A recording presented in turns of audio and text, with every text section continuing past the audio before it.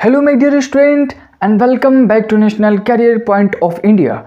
Once again in today's video we are going to start a very new topic, respiration. मेरे प्यारे बच्चों, आप सभी का स्वागत है आपके अपने पसंदीदा channel National Career Point of India में। मैं हूं सैफ हनफी और आज के इस बेहतरीन से सेशन में हम लोग पढ़ने वाले हैं एक बहुत ही महत्वपूर्ण टॉपिक जिसका नाम है श्वसन, जिसको इंग्लिश में रेस्पिरेशन बोलते हैं। तो क्लास स्टार्ट करने से पहले कुछ ज़रूरी बातें मैं आप सभी से शेयर करना चाहता हूं। अगर आप हमारे चैनल पर पहली बार आए हैं तो चैनल को सब्सक्राइब करना ना भूलें, साथ ही बेल आइकन को ज़रूर दबा लें ताकि हमारे हर नई वीडियो की नोटिफिकेशन आपके मोबाइल स्क्रीन तक सबसे पहले पहुंचे। और इस वीडियो को अपने तमाम दोस्तों के साथ ज़रूर शेयर कर दें ताकि आपके और आपके दोस्तों की तैयारी हमेशा एक कदम आगे रहे। तो चलिए बिना देरी के आज की इस पावरफुल क्लास की शुरुआत करते हैं और समझते हैं श्वसन को। श्वसन क्या है? श्वसन एक रासायनिक प्रक्रिया है जो सभी जीवित कोशिकाओं में होते हैं। इस प्रक्रिया में जीव ऑक्सीजन को शरीर के अंदर लेता है और इसी ऑक्सीजन की मदद से भोजन को तोड़कर ऊर्जा प्राप्त करता है और ये ऊर्जा हमारे शरीर को जीवित रहने में शक्ति प्रदान करता है। और इसी दौरान बढ़ने वाले कार्बन डाइऑक्साइड शरीर द्वारा बाहर निकाल दिए जाते हैं। इस पूरी प्रक्रिया को हम लोग क्या कहते हैं? श्वसन। श्वसन क्या है? ये एक रासायनिक प्रक्रिया है जो सभी लिविंग सेल में होते हैं, मतलब सभी लिविंग ऑर्गेनिज्म में होते हैं। जितने भी जानदार इस पृथ्वी पे हैं उन सभी में प्रक्रिया होती है। तो श्वसन क्या है? श्वसन ये एक जैव रासायनिक प्रक्रिया है। आइए पहले हम इन बातों को समझते हैं, फिर आगे पढ़ेंगे श्वसन के प्रकार को। श्वसन ऊर्जा उत्पादन के लिए कोशिकाओं में भोजन के विखंडन को कोशिकीय श्वसन कहते हैं। देखिए, नॉर्मली हम लोग सोचते हैं हम जो सांस ले रहे हैं वही श्वसन है। नहीं, सांस लेना अलग प्रक्रिया है और श्वसन अलग प्रक्रिया है। श्वसन का मतलब होता है हम लोग ऑक्सीजन को बॉडी के अंदर ले रहे हैं। हम लोग ऑक्सीजन को O2 को बॉडी के अंदर ले रहे हैं। ये हो गई हमारी बॉडी, इसके हम अंदर ऑक्सीजन को ले रहे हैं। इस ऑक्सीजन को हम अपनी बॉडी के अंदर क्यों ले रहे हैं? ताकि इस ऑक्सीजन की मदद से हम भोजन को तोड़ सके, यानी फूड का ब्रेक डाउन हो सके। तो श्वसन क्या है? कोशिकाओं में भोजन के विखंडन। भोजन का विखंडन का मतलब होता है फूड का ब्रेक डाउन होना, फूड का ब्रेक डाउन होना। आप लोग हमारे साथ बोलते चलिए, बोलने से क्या होता है? याद हो जाता है, ब्रेक डाउन होना। अब ये कोशिकीय श्वसन कैसे होता है इसको हम पढ़ेंगे इस टॉपिक से। इसको हम बोलते हैं ग्लूकोज का विखंडन, कि कैसे ग्लूकोज का विखंडन होता है, यानी ब्रेक डाउन ऑफ ग्लूकोज कैसे होता है। आप लोगों को मैं पिछले लेक्चर में पढ़ा चुका हूँ कि स्टार्च एमाइलेज एंजाइम की मदद से ग्लूकोज में कन्वर्ट हो जाता है। स्टार्च को हम लोग क्या बोलते हैं? स्टार्च को जो कुछ भी हम लोग खाते हैं वो क्या है? वो स्टार्च है। जैसे हम लोग खाते हैं ब्रेड हो गया, पोटैटो हो गया, ये सब क्या है? ये सब स्टार्च है। ये एमाइलेज एंजाइम की मदद से ग्लूकोज में कन्वर्ट हो जाता है। अब जब हमारी बॉडी में ग्लूकोज आ गया तो अब ये ग्लूकोज भी ब्रेक डाउन होगा। ग्लूकोज कैसे ब्रेक डाउन होगा आइए उसको हम समझते हैं। ग्लूकोज है क्या है? ग्लूकोज का फॉर्मूला होता है C6H12O6। ग्लूकोज सबसे पहले किस में टूटेगा? पायरोविट में। अब पायरोविट क्या होता है? आपसे पूछेगा पायरोविट क्या होता है? तो पायरोविट जब ग्लूकोज के 6 अणु 3 अणुओं में कन्वर्ट हो जाएंगे तो इसको हम क्या बोलेंगे? पायरोविट। और ये कहाँ होगा? ये कोशिका द्रव में होता है। ये कहाँ होता है? कोशिका द्रव में। कोशिका द्रव क्या होता है आप लोग भूल गए होंगे, मैं आप लोगों को थोड़ा सा हिंट दे देता हूँ। सेल के अंदर 3 लेयर होता है। कितना लेयर होता है? सेल के अंदर 3 लेयर होता है। इसको हम लोग बोलते हैं केंद्रक। इसको हम लोग क्या बोलते हैं? केंद्रक। इसमें कोशिका द्रव भरा होता है, इसको इसके अंदर कोशिका द्रव भरा होता है, इसको हम क्या बोलते हैं? कोशिका द्रव। और ये क्या होता है? प्लाज्मा झिल्ली। तो ग्लूकोज पायरोविट में कन्वर्ट हो जाता है और ये कहाँ होता है? कोशिका द्रव में। क्या होता है? कोशिका द्रव में। ग्लूकोज ये 3 स्थिति में टूटता है। पहली स्थिति में ऑक्सीजन की अनुपस्थिति होगी, यानी जब ऑक्सीजन की अनुपस्थिति होगी तो बॉडी अलग चीज़ बनाएगा।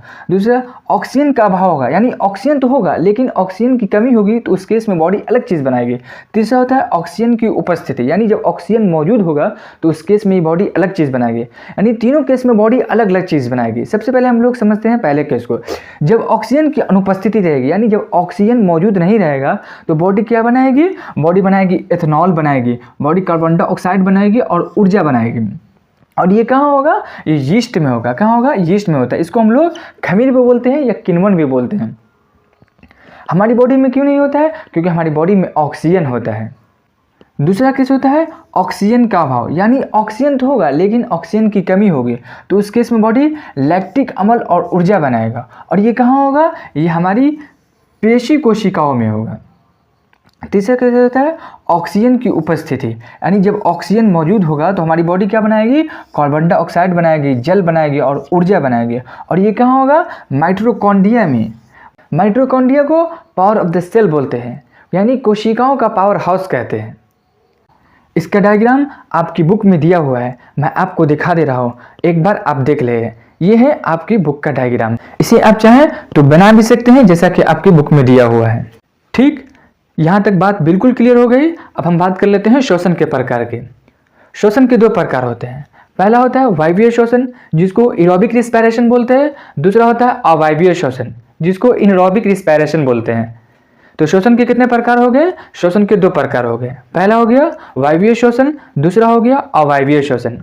सबसे पहले हम लोग बात कर लेते हैं वायवीय श्वसन की।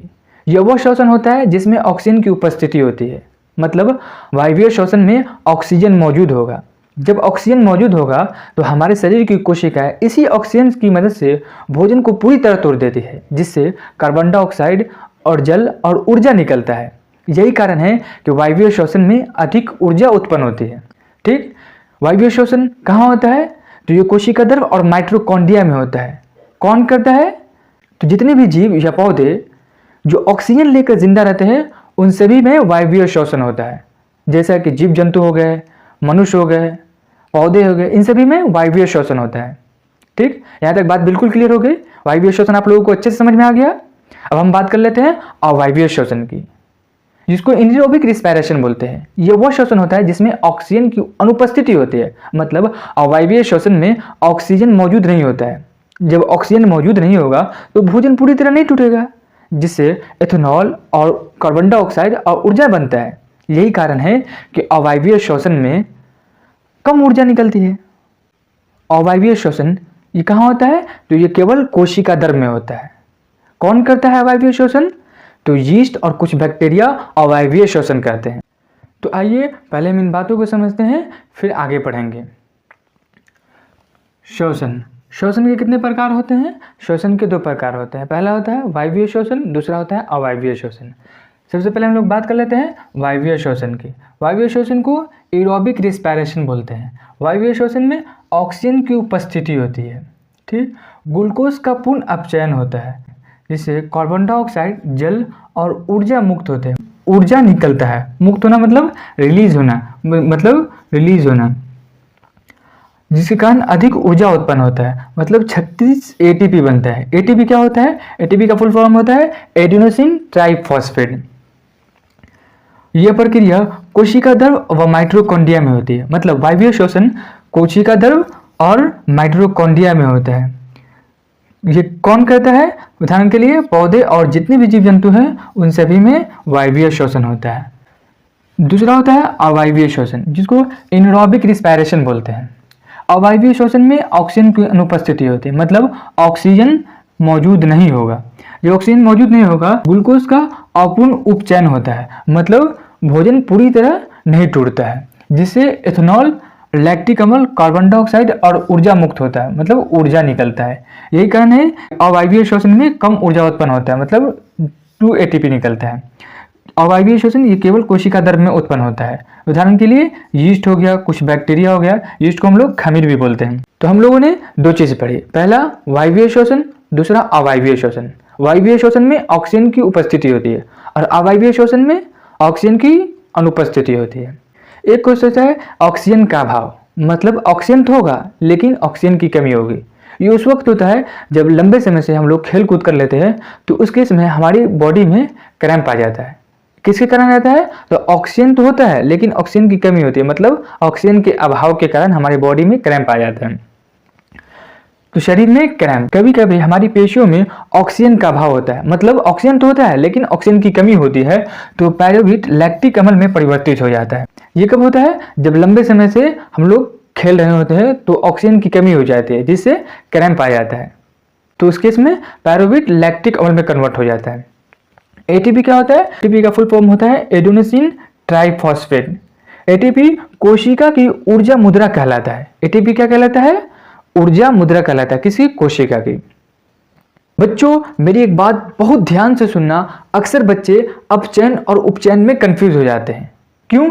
क्योंकि अपचयन और उपचयन ये एक ऐसा शब्द है जो अक्सर बायो और केमिस्ट्री में यूज होते हैं और अक्सर बच्चे इन्हीं दो वर्ड में कंफ्यूज हो जाते हैं। तो बच्चों याद रखना, कुछ जगहों पर सब्जेक्ट बदलते ही वर्ड के मीनिंग भी बदल जाते हैं, मतलब एक वर्ड के दो अलग अलग मीनिंग हो जाते हैं। जैसा कि बायो में अपचयन और उपचयन का मतलब अलग होता है और केमिस्ट्री में अपचयन और उपचयन का मतलब अलग होता है। बायो में अपचयन का मतलब होता है टूटना और उपचयन का मतलब होता है बनना, लेकिन केमिस्ट्री में अपचयन का मतलब होता है इलेक्ट्रॉन प्राप्त करना या ऑक्सीजन का निकलना या हाइड्रोजन का जुड़ना, और उपचयन का मतलब होता है इलेक्ट्रॉन का खो जाना या ऑक्सीजन का जुड़ना और हाइड्रोजन का निकलना। तो सिंपल भाषा में हम लोग समझेंगे कि बायो में अपचयन का मतलब होता है टूटना और उपचयन का मतलब होता है बनना, और केमिस्ट्री में अपचयन का मतलब होता है इलेक्ट्रॉन प्राप्त करना और उपचयन का मतलब होता है इलेक्ट्रॉन का खो जाना। तो वायवीय श्वसन में ग्लूकोज का पूर्ण अपचयन होता है, मतलब भोजन पूरी तरह टूट जाता है। अपचयन का मतलब क्या होता है? टूटना, और उपचयन का क्या मतलब होता है? बनना। तो यहाँ अपूर्ण उपचयन होता है, मतलब पूरी तरह नहीं टूटता है, अपूर्ण लिखा हुआ है, ये बात याद रखिएगा। तो आई होप कि ये सब बातें आपको बहुत अच्छे से क्लियर हो गई होगी। अगर आप मेरे चैनल पे पहली बार आए हैं तो चैनल को सब्सक्राइब करना ना भूलिए और बेल आइकन को ज़रूर दबा लीजिए ताकि हमारे हर नई वीडियो की नोटिफिकेशन आपके मोबाइल स्क्रीन तक सबसे पहले पहुंचे।